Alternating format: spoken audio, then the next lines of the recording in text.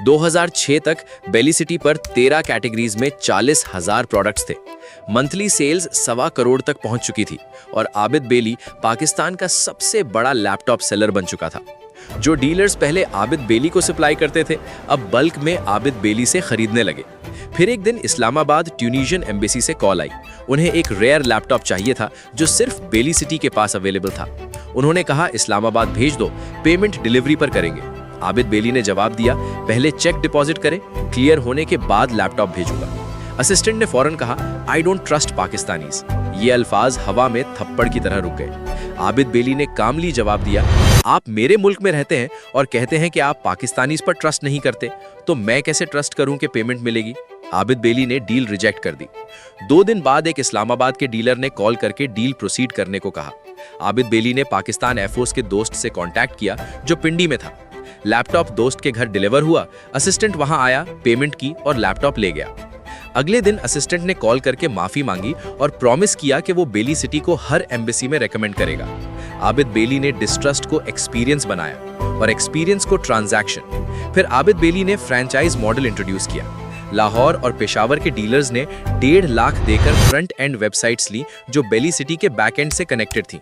ये एक early cess model था, ट्रस्ट और शेयर्ड इन्वेंट्री पर बेस्ड। 2004 में आबिद बेली दुबई जेटेक्स इवेंट में गया। 3 दिन में आबिद बेली ने 2100 आईटी वेंडर से बिजनेस कार्ड्स कलेक्ट किए और वापस आकर बेली सिटी इंट्रोड्यूस करते हुए 2100 ईमेल्स भेजे। दुबई वेंडर्स हैरान रह गए क्योंकि उन्होंने पाकिस्तान या दुबई में ई कॉमर्स कभी देखा ही नहीं था। 2006 तक आबिद बेली ने दुबई का पहला .com लाइसेंस सिक्योर किया। गवर्नमेंट ने पहले मना किया, लेकिन जब आबिद बेली ने अपना बैकएंड, CRM और 10 से 12 मिलियन की मंथली सेल्स दिखाई तो गवर्नमेंट ने आबिद बेली के लिए रूल्स चेंज कर दिए। बेली सिटी अफगानिस्तान, ईरान, ओमान और सऊदी अरेबिया तक एक्सपैंड हो गई। आबिद बेली शारजा में रहता था और देरा में ऑफिस था। वो पाकिस्तान की एम्बिशन और गल्फ के कैपिटल के बीच एक ब्रिज बन चुका था। 2007 में आबिद बेली ने प्ले टीवी पर बेली सिटी गेम ऑन है के नाम से पाकिस्तान का पहला SMS bidding game show launch किया। लोग लाइव टीवी शो में SMS पर बिड्स भेजते थे और प्रोडक्ट्स जीतते थे। ये ओमनी चैनल मार्केटिंग थी जब ये टर्म एग्जिस्ट भी नहीं करती थी। आबिद बेली अब सिर्फ बिजनेसमैन नहीं रहा था, वो एक ब्रांड बन चुका था। बच्चे ट्रैफिक सिग्नल्स पर आबिद बेली को पहचानते थे। 31 साल की एज में आबिद बेली ने पाकिस्तान का Amazon बना लिया था। आबिद बेली ने बैंक्स को फास्ट बनाया, कुरियर्स को सिक्योर बनाया और लोगों को स्क्रीन पर ट्रस्ट करना सिखाया। आबिद बेली के पास 40,000 प्रोडक्ट्स थे, 2 मुल्कों में बिजनेस था और एक ऐसी एम्पायर जो टूटने वाली नहीं लगती थी। लेकिन हर कहानी में एक मोड़ जरूर आता है।